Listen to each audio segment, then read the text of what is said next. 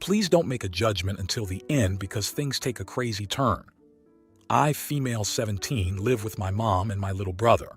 6 months ago, my mom moved in with her new boyfriend. Let's call him David. David is short-tempered, loud, obnoxious, and an overall freeloader. When my mom first moved him in, she told him he would need to pitch in. These are things that everybody in the house does, even my little brother who's only 8. I myself take care of the kitchen, the main bathroom, my bathroom, and the living room. Additionally, I contribute about $500 a month towards bills. I've never minded this much because my mom works tirelessly every day and has long shifts at the hospital. Despite that, she doesn't earn much, so I decided to take over our phone bill, and the rest of the money goes towards food for the house. I graduated from high school early in June 2022 and decided to take a gap year before college to save up and help out more so my mom could stabilize her situation. Everything was going well until David moved in. David claims to be self-employed, doing Uber for about 3 hours a day at most. The rest of his day is spent in front of the TV, driving up the electric bill. However, it's not enough for David to add more bills. He doesn't participate in paying them. He selfishly eats and drinks everything in the fridge, and whenever confronted, he dismissively says, "It's just food. One of you can go out and get more." As if that wasn't enough, David never cleans up after himself. He leaves the refrigerator open, spills things on the floor or counters, and simply doesn't pick up after himself. He leaves plates of food on the couch or by the window, and I've even found cups in the bathroom. It's not only his unsanitary living habits, his personality matches it. David is consistently rude to my little brother, yelling at him for innocuous kid things like laughing too loudly at the TV or struggling with homework. He's even gone as far as saying, "If it were up to me, I would beat him every time he does that." I quickly remind David that it's not up to him, trying to get that thought out of his head. But apparently, it doesn't register with him. Last Saturday, my brother and I were doing arts and crafts at the table, as we usually do over the weekend, since I don't work during that time. We were making slime that day because he had done well on a math test and wanted to try it. While he was playing with the slime, some of it accidentally got on his clothes. It wasn't a big deal since it's just Elmer's glue and detergent. I went to the bathroom to get a washcloth to wipe it off as best as I could before putting it in the wash. Suddenly, I heard a loud clapping noise followed by my little brother's blood-curdling scream. Alarmed, I grabbed my pepper spray and rushed in to see what had happened. To my shock, David had slapped my brother across the face upon seeing the slime on his shirt. I entered the scene with David berating my brother, and I was completely horrified. I picked up my brother and carried him to my room, trying to calm him and ensure he was okay. David followed us, still yelling, so I used my pepper spray on him while ordering him to leave my house. After he was out, I secured the house, locked everything, tossed his belongings out of the window, and immediately called my mom. Her response to the situation astounded me. While she acknowledged that David was wrong to slap my brother, she believed I had gone too far and might have ruined her relationship with David. This sentence alone makes me think she's jeopardized my relationship with her. My little brother and I are still shaken up. It seems she plans on moving David back in, and I'm lost about what to do. Did I worsen the situation? What's the best course of action? Am I the idiot? Now, for a few comments before the update. Comment 1. Holy poop. Call the police and report him for assaulting your brother. Do this ASAP. Then get an order of protection against him for threatening you. You likely won't be able to do it for your brother. Your mother, who is obviously an idiot, will have a much harder time moving him back in with a protection order in place. In care like this, calling Child Protective Services is usually unavoidable. You can get out of the house and likely take care of yourself, but with the way you describe this situation, I have a feeling that you won't leave and abandon your brother. Please get the police involved. If there is a family member he and you can stay with, that would be great, but anything is better than the hellhole you described. Your mom will likely regret this whole thing too late. This situation sucks. Then the original poster responded with, "We don't really have any other immediate family. I have my dad, however, me and my brother have different fathers. I know my dad would be okay with it, but I'm not sure my mom will let me take my brother, and I'm afraid by getting the police involved we could get separated." Comment 2. Right now, take photos of your brother's face showing where he was hit. Record a video of him describing what happened. Send them to your mom. Once she's seen that if she still wants to patch things up with David, you have to go to the cops.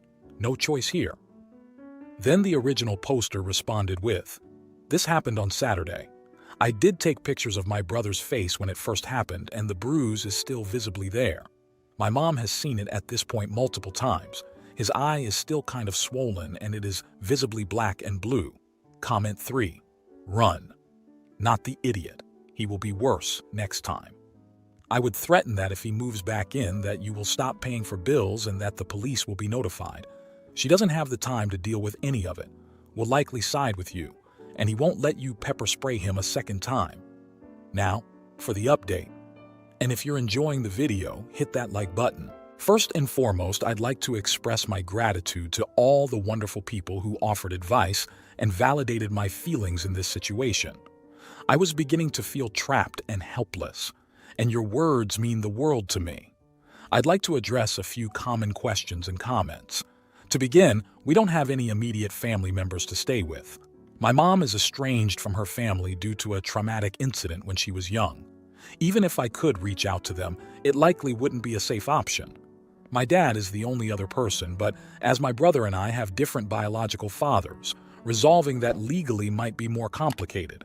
Secondly, I've received numerous inbox messages with people criticizing me for not immediately involving CPS and the police. I now understand that I should have done that right away, and I realize my initial reaction might seem selfish.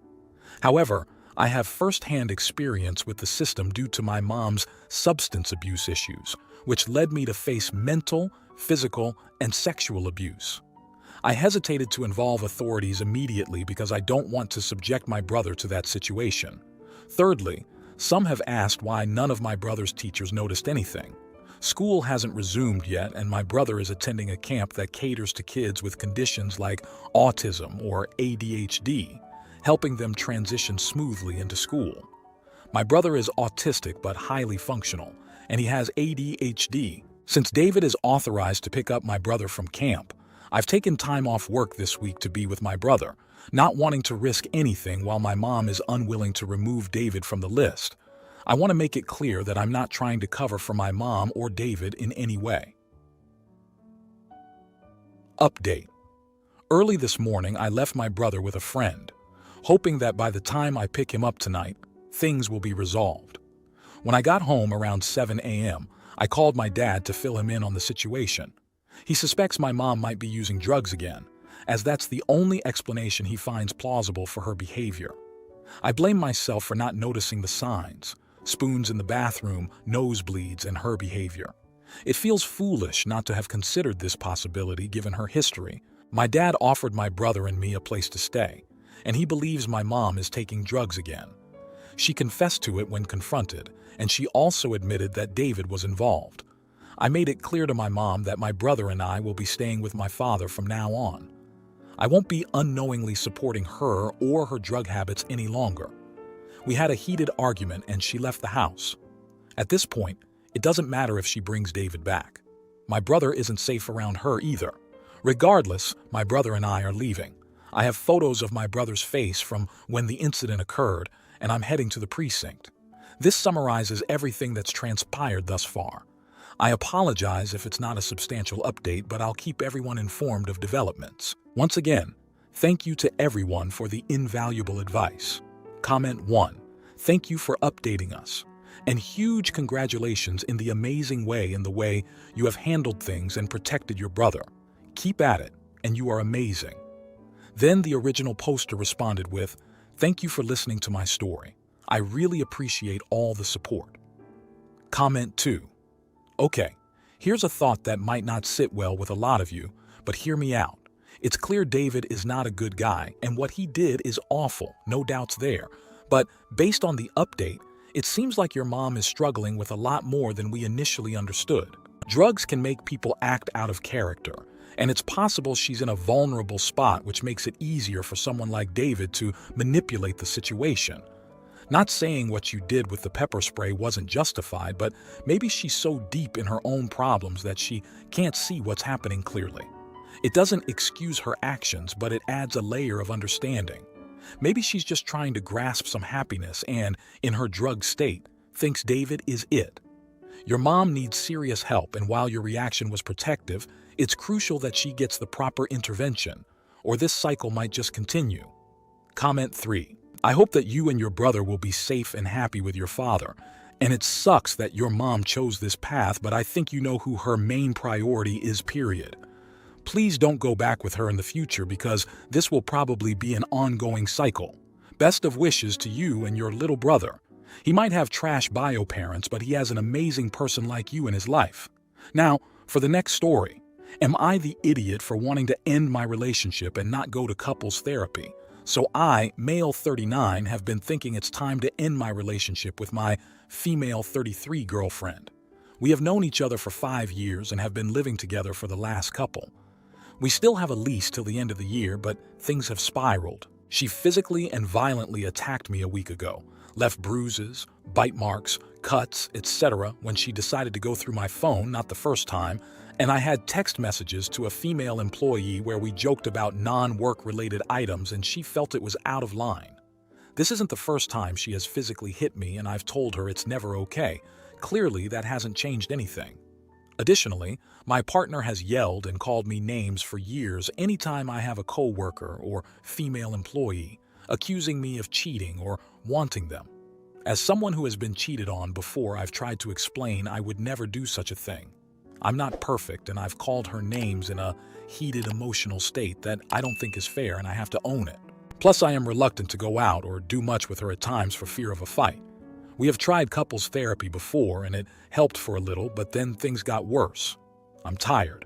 I love the life we were building and who we were together, but at this point, I don't see how you can look past the resentment, anger, and distrust.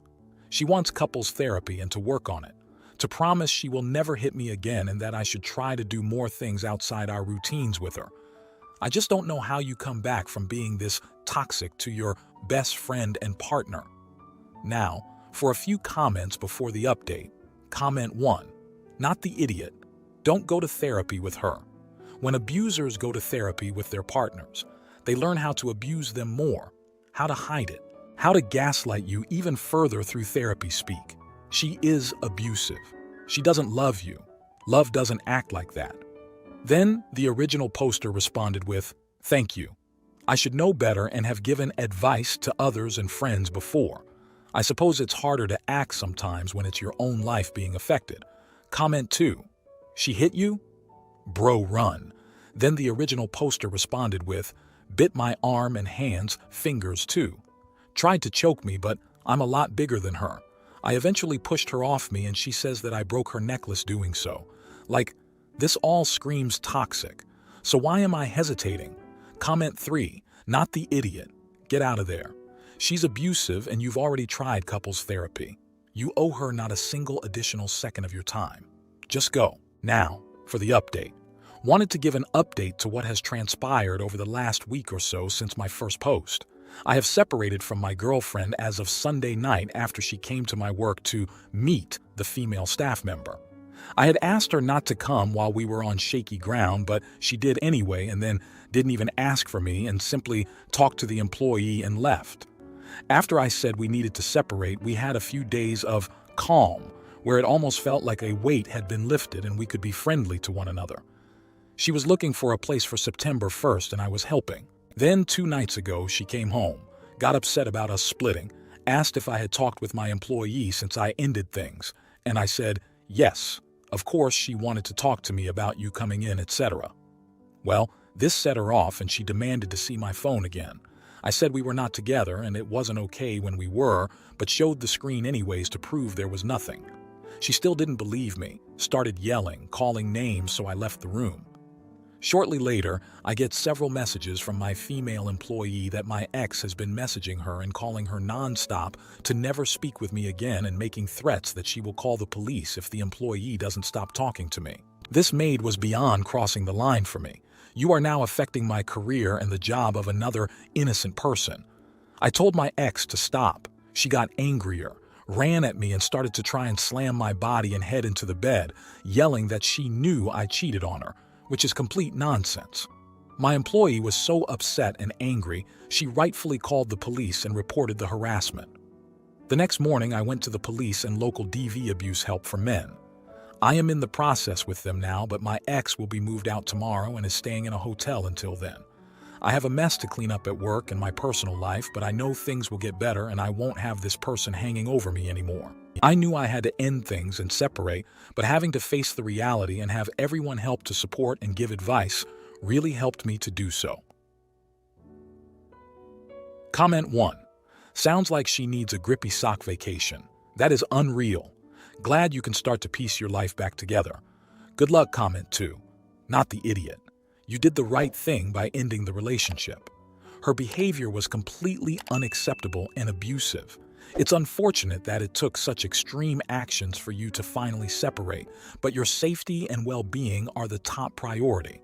It's great that you're seeking support from professionals and taking steps to move forward. Remember, you deserve to be in a healthy and respectful relationship. Stay strong and focus on rebuilding your life without the toxicity. Good luck. Comment 3. Everyone sucks here. It's clear that the relationship has become toxic and unhealthy for both of you.